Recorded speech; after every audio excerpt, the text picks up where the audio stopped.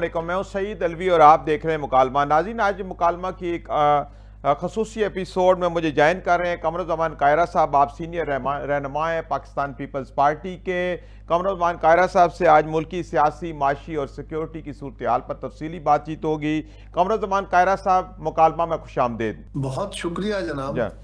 कमरुज़्ज़मान कायरा साहब, क्या समझते हैं 27वीं आइनी तरमीम की मंजूरी के बाद, आइनी अदालत के बनने के बाद अब सूरत हाल बेहतर होगी और आला अदलिया पहले से बेहतर काम कर पाएगी और सुप्रीम कोर्ट से जो रश था वो कम हो के आइनी अदालत की तरफ से जाएगा तो मज़ीद बेहतरी पैदा हो सकती है? आप क्या समझते हैं? जी, कानून साजी और ख़ास तौर पे आइन साजी जब भी की जाती है वो हालात के तनाजुर में ही की जाती है और चीज़ों को बेहतर करने के लिए की जाती है। ठीक है। अगर ये काम किया गया है और हमारी मावनत से किया गया है तो यकीनन हम इससे तवक्को करते हैं कि इससे बेहतरी होगी। सही। माजी में भी ये जो आइन होता है या कानून होता है, ये बेसिकली एक ऐसा डॉक्यूमेंट होता है जी। कि जिसके ज़रिए आप मामलात को आगे चलाते हैं, चीज़ सोसाइटी को लेके चलते हैं। जी जी। और उसमें अगर फर्ज करें जो कानून बना या आइन की कोई शिक बनी, उसने पूरी तरह परफॉर्म नहीं किया, बिल्कुल नहीं किया, पूरी तरह नहीं किया, उसके पूरे रिजल्ट्स नहीं आए, तो आप हालात के मुताबिक, अपने एक्सपीरियंस के मुताबिक उस पर तरमीम कर लेते हैं। इसलिए तरमीम करने का एक गुंजाइश रखी गई। तो हमें बिल्कुल इस पर तवक्को करनी चाहिए और तवक्को है। सही। अच्छा, 2 जजेस के इस्तीफे के हवाले से आप क्या कहेंगे? उन्होंने इसके ऊपर एतराज़ किया, क्या उनका एतराज़ जायज़ बनता है? ये एहतजाजन उन्होंने जो इस्तीफ़ा दिया है, आपका क्या मौक़िफ़ है? देखिए, जज साहबान का हक है, अगर वो मोतरज़ हैं तो बिल्कुल एतराज़ का हक रखते हैं और उसमें उन्होंने अपने एतराज़ को और बढ़ा के इस्तीफे की सूरत में पेश कर दिया। लेकिन हमें ये याद रखना चाहिए कि सुप्रीम कोर्ट के जज साहिबान की तादाद को शायद 20 से ऊपर है इस जी वक्त। बिल्कुल। और उनमें से अगर 2 जज साहिबान ने इस्तीफा दिया तो बाकी तो बैठे हैं। तो क्या बाकी जज नहीं है? क्या वो सुप्रीम कोर्ट के जज नहीं है? क्या उनकी काबिलियत में कोई फर्क आ गया है? ये तो जजेस का मुख्तलिफ केसेस के अंदर भी डिफरेंस ऑफ ओपिनियन होता है। सही।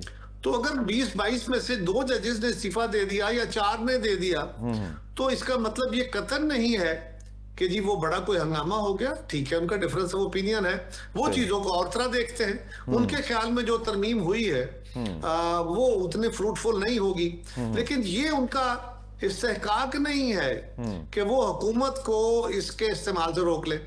उनको बेसिकली चाहिए तो यही होता है ना, डेमोक्रेसी है क्या? डेमोक्रेसी ताकत के जोर पे नहीं, ठीक है, अवामी राय के जोर पे है।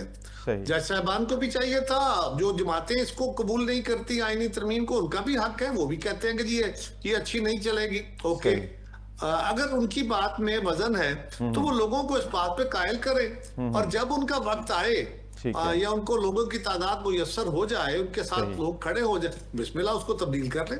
सही सही। अच्छा, कमरुज़्ज़मान कायरा साहब, ये इस्तिस्ना के हवाले से भी काफ़ी जो है वो डिफरेंस ऑफ ओपिनियन है और ख़ास तौर पे मुफ्ती तकी उस्मानी साहब ने, जो मुल्क के एक अहम इस्लामिक स्कॉलर है, उन्होंने कहा है कि इस्लाम में इस्तिस्ना की गुंजाइश नहीं है। तो आप क्या कहते हैं कि अगर इस्लाम इसकी गुंजाइश नहीं देता, फिर इस्तिस्ना की जो कानून मंजूर हुआ है उसकी क्या अहमियत हो सकती है? देखिए, अहमियत तो यह है कि कानून इस वक्त हमारा चल रहा है, जो आइन में आ गया वो कानून के तौर पे है। इस्लामिक इंजेक्शंस के मुताबिक नहीं है। मैं कोई इस्लामिक स्कॉलर नहीं हूं कि इस पर कोई राय दे सकूं। ये एक ऐसी चीज है कि ना होती तो बेहतर था। और पर्सन स्पेसिफिक लेजिस्लेशन जो होती है ये फ्रूटफुल नहीं होती। सही। और उसके बहुत सारे समरात निकलते हैं, उसके बहुत सारे असरात निकलते हैं।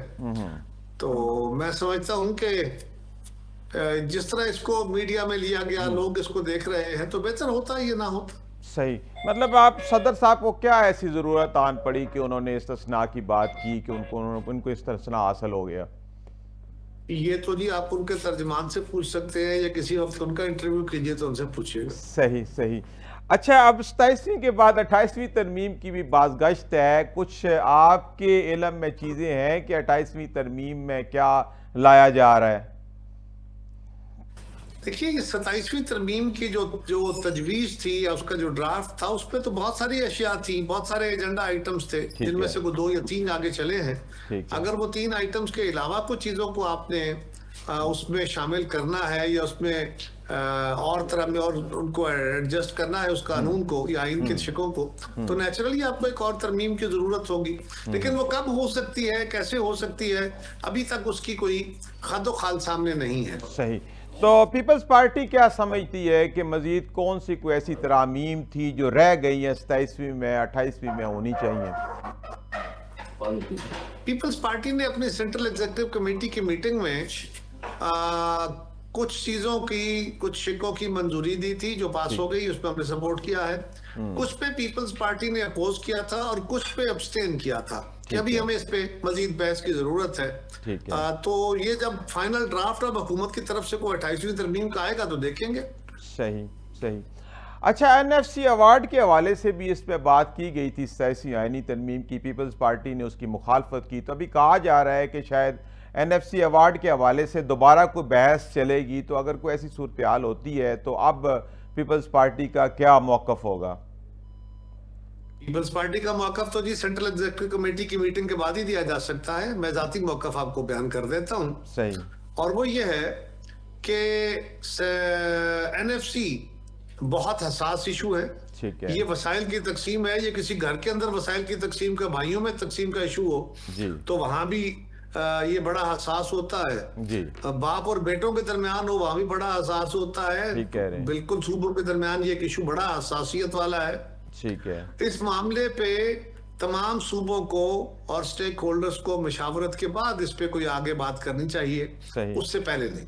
अच्छा, ये वफाक की तरफ से जो बात सामने आती है कि वफाक के पास फंड्स की शार्टेज है, बैन अवी कर्जे भी हैं, वो भी देने होते हैं, और टैक्सों का भी 50% से अबव जो हिस्सा है वो ले जाती है, सूबे ले जाते हैं। तो आप ज़ाती तौर पे क्या समझते हैं कि वफाक को मज़ीद फंड्स की ज़रूरत है सिस्टम चलाने के लिए?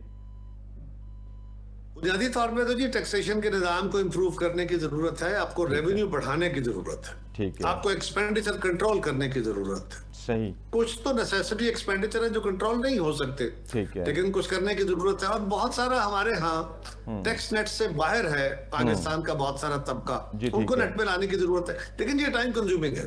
सही। अब ये कि क्या ये जरिया सिर्फ एनएफसी को कर्टेल करके हो सकता है या कोई और मैकेनिज्म इसका तैयार किया जाए और सही। साथ ही साथ हुकूमत अपने एक्सपेंडिचर भी कंट्रोल करे, रेवेन्यू को भी इंक्रीज करे सही। और फेडरल गवर्नमेंट का शेयर इतना बढ़े कि फेडरल गवर्नमेंट अपने अखराजात चलाने की पोजीशन में हो। ये बात दुरुस्त है कि अगर, और वो जल्द नहीं हो सकता, वो एक साल में नहीं हो सकता कि रेवेन्यू आप डबल कर लें, जी बिल्कुल। लेकिन फेडरल गवर्नमेंट को चलाने के लिए अगर मसला है तो जो हमारे स्टेक होल्डर्स यानी सूबाई हुकूमतें हैं उनसे वजीर आजम साहब को मशावरत करनी चाहिए सही। और फिर आगे असासी जमातों से मशावरत करनी चाहिए, फिर आगे बढ़ना चाहिए।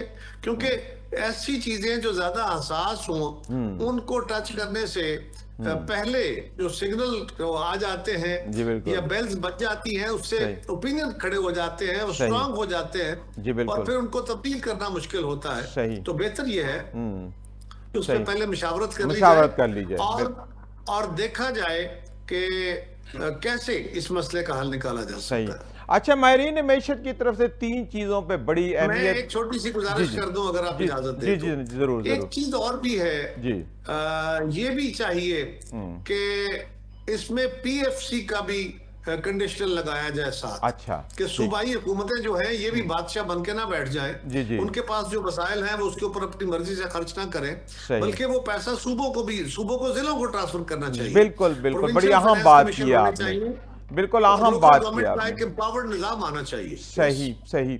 अच्छा, ये बड़ी अहम बात की तरफ आपने इशारा कर दिया है। ये जो 18वीं तरमीम पीपल्स पार्टी भी उसमें बहुत पेश थी, लाई गई, तो उसका मकसद तो ये था कि डेवोल्यूशन ऑफ पावर हो, वसाइल भी नीचे आए और इख्तियारात भी नीचे आए। लेकिन वो सूबाई सतह पे तो आके रुक गए हैं, लेकिन बल्दियाती इदारों के ना होने की वजह से या उनके फ़ाल ना होने की वजह से वो जो वसाइल थे वो सूबाई सतह पे रुक गए हैं। तो क्या ये ज़रूरी है कि बल्दियाती इदारों को फ़ाल किया जाए, उनके इंतखाबात कराए जाएँ, ताकि ये जो वसाइल का इर्तकाज हो गया सूबाई लेवल पे वो नीचे लेवल तक जा सके? जी बिल्कुल, बिल्कुल। और इसको मैंडेटरी किया जाना चाहिए कि जिस तरह वफाकी असेंबली के या सेनेट के या सूबाई असेंबलियों के इलेक्शन एक खास मुद्दत के बाद होने आईनी तौर पे जरूरी है, इसी तरह लोकल गवर्नमेंट का निजाम को भी प्रोटेक्शन देनी चाहिए और इसको इसके साथ लिंक करना चाहिए कि उसका भी जो दौरानिया है वो उस दौरानिया के बाद उसका इलेक्शन मैंडेटरी हो और वो एम्पावर्ड निजाम हो।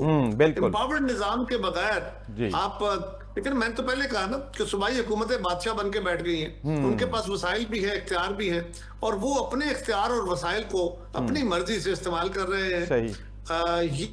जी जी। अच्छा कमरुज़्ज़मान कायरा साहब, ये बिल्कुल आपकी बात बिल्कुल ठीक है कि बल्दियाती इदारों का मजबूत होना, फाल होना बहुत ज़रूरी है, लेकिन क्या वजह है कि जब भी ये जमहूरी हुकूमतें आती हैं तो बल्दियाती इंतखाबात नहीं कराते? आप पंजाब में देख लें, बार बार इसको आगे कर दिया जाता है। अभी फिर प्लान था लेकिन फिर आगे कर दिए। क्या वजह है कि जमहूरी हुकूमतें बल्दियाती इंतखाबात नहीं करवाती?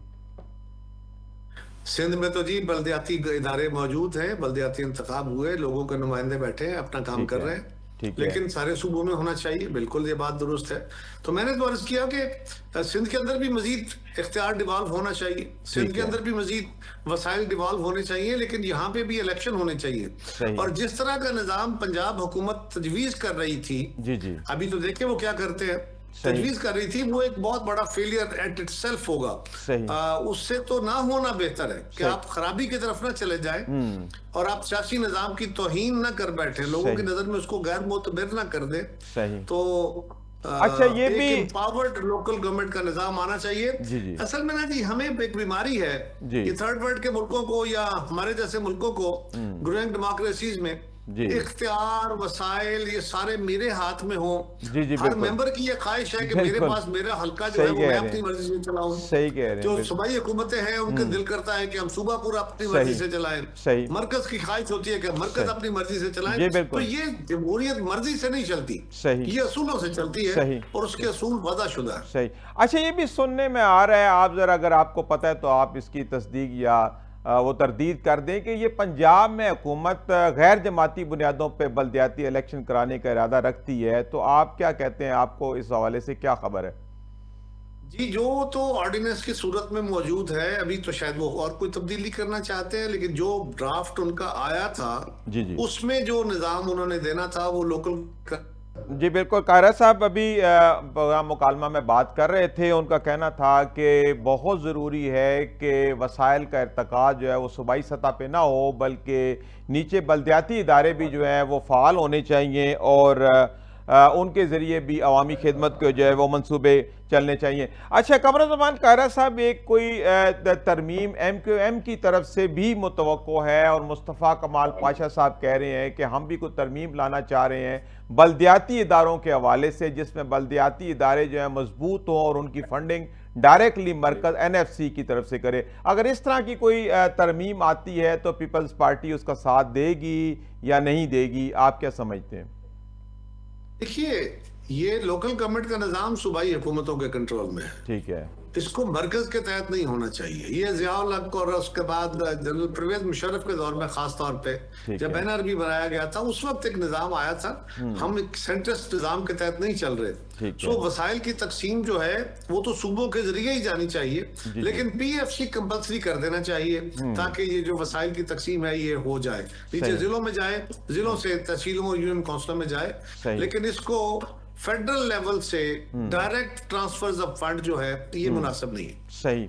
अच्छा कमरुज़्ज़मान कायरा साहब, अभी ये जैसे NFC अवार्ड के हवाले से बात हो रही है कि मरकज़ के पास फंड्स कम होते हैं क्योंकि उसके ऊपर ये कर्जे बहुत ज़्यादा होते हैं बैन अवी सतह पे और अंदरूनी भी, तो क्या कोई इस तरह का भी कानून बनाया जा सकता है कि जिस तरह सूबाई हुकूमतें भी इन जो कर्जे हैं इनकी वापसी में मददगार साबित हों, उनके ऊपर भी ये कोई रिस्पॉन्सिबिलिटी डाली जाए और उनको भी इसमें से शेयर देना पड़े? इस तरह का भी कोई स्कीम बनाई जा सकती है? देखिए जी, पहले तो स्कीम ये होनी चाहिए कर्ज लेना ना पड़े। जी वो तो जरूरी है, बिल्कुल, लेकिन आप चूंकि ले बैठे हैं हम कि हमारी इकोनॉमी ऐसी बने, हम ऐसा हालात पैदा करें कि हमें कर्ज लेने की जरूरत ना पड़े। ठीक है। दूसरा, अगर जरूरत पड़ी है और हमने कर्जे लिए हैं तो उसको पे ऑफ करने के लिए अगर फेडरल गवर्नमेंट के पास जो डिविजिबल पूल आता है उसमें से जो रिसोर्स उसके पास बचता है, जी अगर वो पैसे काफी नहीं होते फेडरल गवर्नमेंट चलाने के लिए, उसका एक्सपेंडिचर मीट करने के लिए, ठीक है, तो फिर फेडरल गवर्नमेंट को यानी वजीर आजम साहब को सूबाई हुकूमतों से मुशावरत करने, एक तरीका यह है कि आप एनएफसी के उस फार्मूले को तब्दील करें आईनी अमेंडमेंट के जरिए, सही, जो कि बहुत सारे सवाल खड़े करेगा, जो आसान काम नहीं होगा, ठीक है, उस पे बहुत सारी चीजें उठ खड़ी होंगी। तो अगर वजीर आजम साहब तमाम सूबाई हुकूमतों के सामने उनको बिठा के पूरा जो लेआउट है बजट का या फेडरल एक्सपेंडिचर का वो खोल के सामने रखें कि भाई ये सूरत हाल है, मैं आज बैठा हूं, मेरी जगह आप बैठ के फैसला कर लीजिए, जी जी, तो फिर उसमें ये देखा जाए कि फेडरल गवर्नमेंट क्या क्या कर सकती है और सूबाई हुकूमतें कितना कंट्रीब्यूट कर सकती हैं जो टारगेट मीट करना है, तो ये पॉसिबल हो सकता है। जी नाज़रीन, जहाँ पे वक्त हुआ एक ब्रेक का, हाजिर होते छोटे से वक्फे के बाद।